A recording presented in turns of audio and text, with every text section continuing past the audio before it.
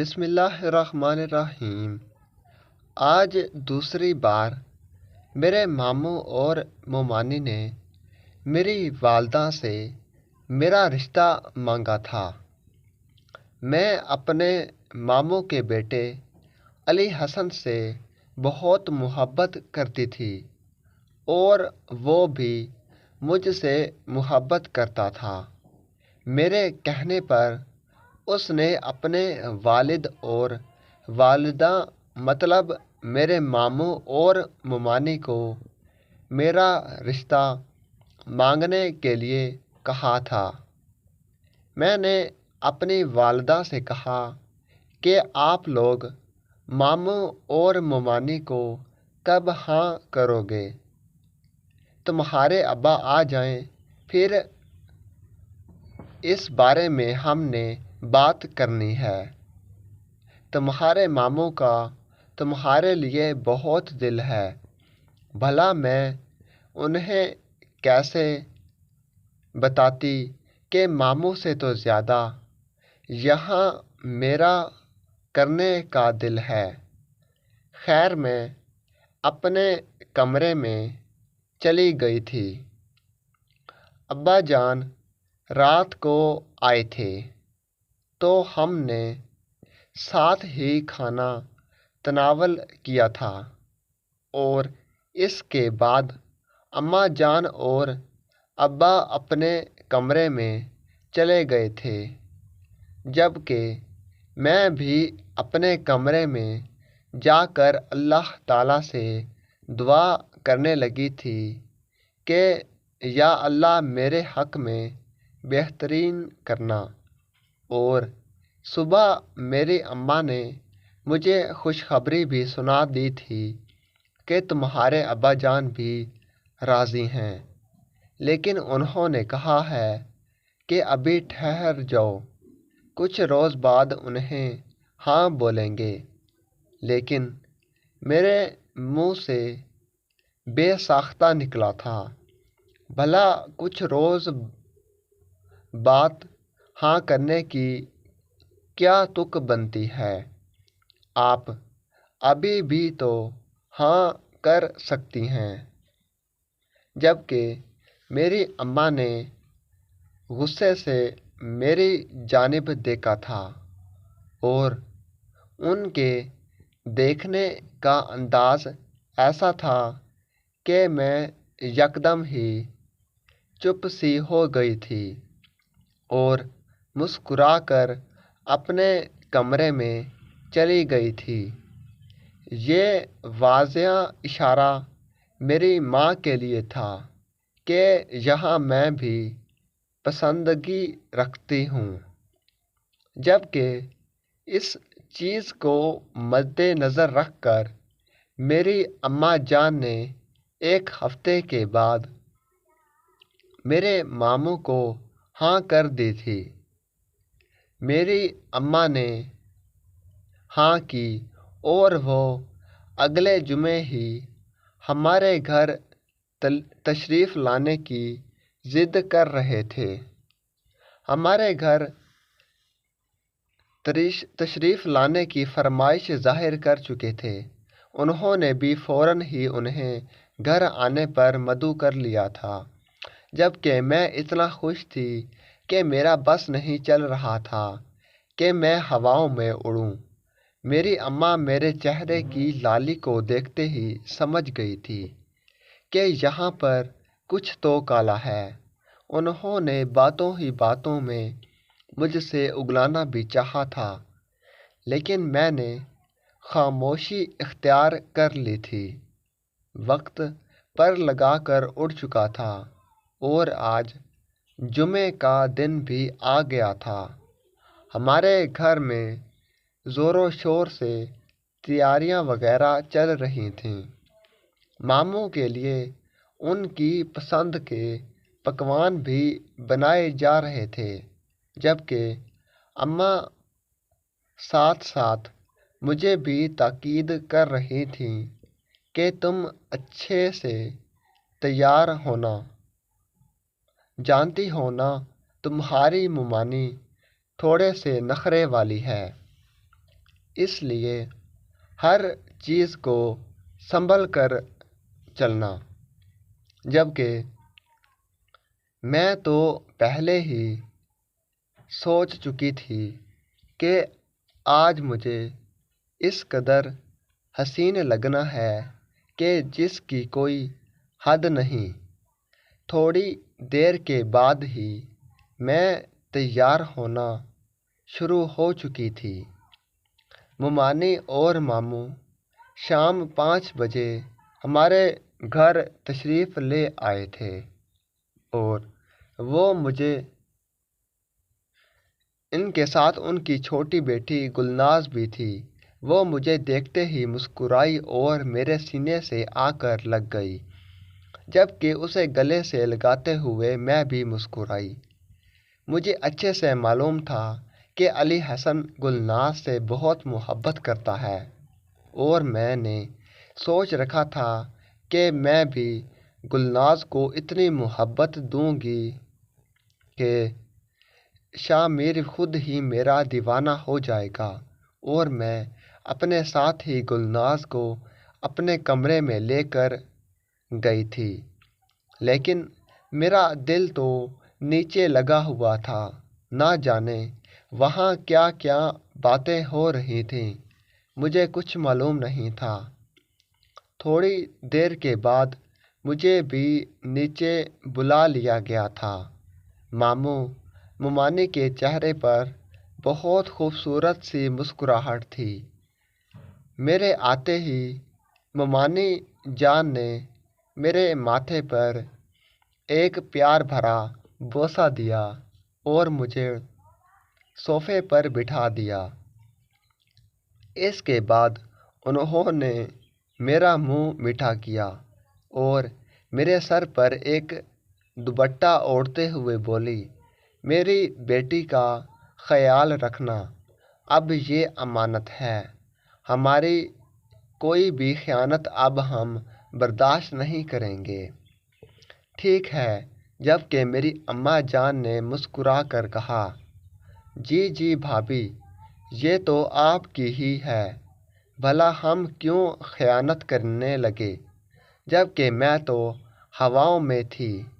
ایسا محسوس ہو رہا تھا جیسے مجھے سب کچھ حاصل ہو گیا ہو۔ تھوڑی دیر کے بعد ہی وہ لوگ کھانا کھا کر گھر چلے گئے تھے، جبکہ میں اس قدر خوش تھی جس کا کوئی ٹھکانہ نہیں تھا۔ وقت ایسے ہی گزرنے لگا جیسے میرا دل بار بار علی حسن سے بات چیت کرنے کو کر رہا تھا، لیکن یہ ممکن نہیں تھا۔ ہمارے خاندان میں اس چیز کو بہت ہی معیوب سمجھا جاتا ہے، اور میں ایسی کوئی حرکت نہیں کرنا چاہتی تھی جس سے میرا نام میرے سسرال میں خراب ہو، یا اس کی نظر میں میری ذرا سی بھی اہمیت کم ہو۔ ایک روز میرے ابا جان بڑے پریشان سے گھر آئے اور ان 3 مہینوں کے اندر اندر میری ممانی 8-10 بار آئی تھی۔ انہوں نے مجھے بہت پیار کیا تھا، کچھ تحائف بھی میرے لیے لائی تھی۔ میں میری امی کو اور یہ تاکید کر کے گئی تھی کہ یہ ہماری امانت ہے، اس میں کوئی خیانت نہ کرنا۔ دیکھو، میں تمہیں سمجھا رہی ہوں، جبکہ میری اماں ہمیشہ ہی میری ممانی کی اس بات پر مسکرا کر صرف یہی کہتی تھی کہ بھلا ہم نے کون سی خیانت کرنی ہے، بھابھی بس آپ کو یہ دے دی ہے، اب آپ اس کو اپنا سمجھیں۔ شاید میری ممانی بالکل ٹھیک کہہ رہی تھی۔ ابا جان کے چہرے پر ایک عجیب سی پریشانی تھی۔ میں نے فوراً ہی ان کے آگے پانی کا گلاس پیش کیا تو وہ اپنے ہاتھ میں لے کر فوراً پانی جلدی جلدی سے پینے لگے اور پھر میرے سر پر ہاتھ رکھا اور امی جان کو کمرے میں بھیجنے کے لیے بولا تھا۔ میں فوراً ہی بے چین ہو گئی۔ میں نے آج تک بابا جان کو اتنا پریشان حال اتنا کبھی بھی نہیں دیکھا تھا۔ میں نے بھاگ کر اماں جان کو اطلاع دی اور انہیں کمرے میں جانے کے لیے بولا۔ میں خود بھی بہت زیادہ پریشان اور حیران تھی کہ یہ اچانک بابا جان کو کیا ہوا ہے، وہ اتنے پریشان کیوں ہیں۔ میں نے نوٹ کیا تھا کہ بابا جان کے ہاتھ تھر تھر کانپ رہے تھے اور ان کو پسینہ آیا ہوا تھا اور وہ بار بار اپنے ماتھے سے پسینہ صاف کر رہے تھے۔ اماں جان اپنے کمرے میں چلی گئی۔ میں باہر لاؤنج میں بیٹھی پریشانی کے عالم میں یہ سوچ رہی تھی کہ پتہ نہیں اندر کیا باتیں ہو رہی ہیں۔ اماں جان باہر آئیں گے تو پتہ چل جائے گا۔ کافی انتظار کیا لیکن اندر سے نہ کوئی آواز آ رہی تھی اور نہ ہی امی ابو کمرے سے باہر آئے تھے۔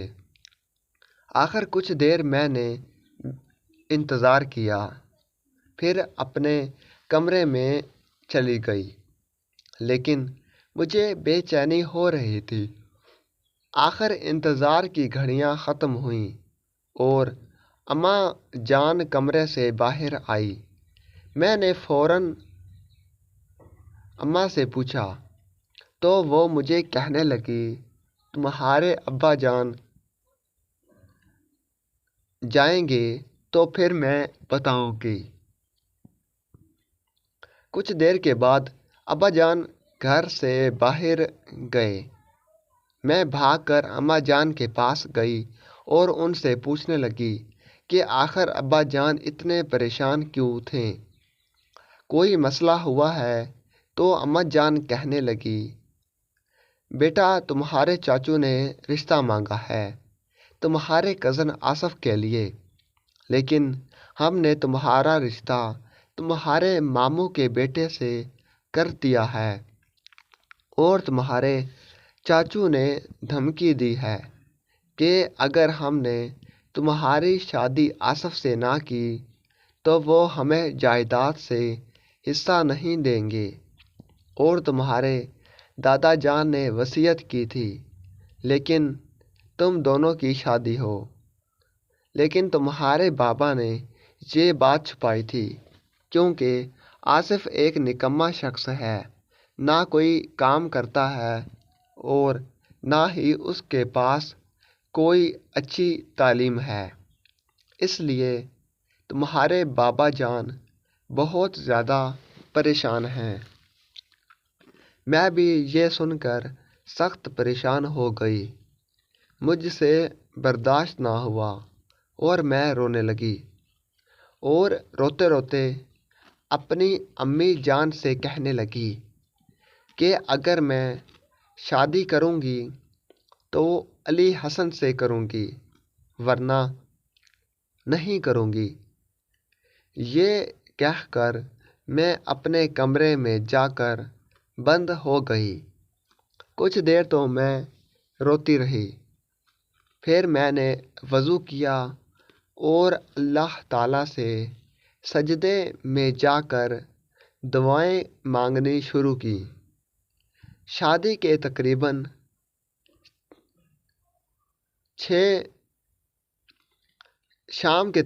6 بجے میرے ابا جان گھر واپس آئے۔ اماں جان نے سارا واقعہ ابا جان کو سنایا اور کہا کہ میں اپنے کمرے میں صبح سے بند ہوں، کچھ کھایا پیا بھی نہیں ہے۔ ابا جان دروازہ کھٹکھٹایا اور مجھے دروازہ کھولنے کو کہا۔ अब्बा की आवाज़ सुनकर मैंने फ़ौरन दरवाज़ा खोला और अब्बा जान को अंदर आने दिया। मेरे वालिद ने मेरे सर पर हाथ रखा और कहने लगे, देखो बेटा, जब तुम माँ बनोगी तो फिर तुम्हें पता चलेगा कि औलाद का गम क्या होता है, और वालिदैन अपनी औलाद के लिए जो भी करते हैं हमेशा उनके भले के लिए करते हैं। ये कहकर वो कमरे से चले गए। मैंने उनके जाते ही फ़ौरन अपनी ममानी और मामू को फ़ोन किया और उनको सारा वाक़या सुनाया। रात के तकरीबन 8 बजे मेरे मामू और ममानी हमारे घर आए और कहने लगे, तुम हमारी अमानत में ख़यानत करने लगे हो, इसलिए हम तब तक नहीं जाएंगे जब तक तुम मेरे बेटे अली हसन का निकाह अपनी बेटी से नहीं करोगे। निकाह करने के बाद ही हम जाएंगे। रुखसती चाहे तुम अपनी मर्ज़ी से कर लेना। मेरे मामू ने फ़ोन करके हमारे ख़ानदान के बड़ों को हमारे घर बुला लिया।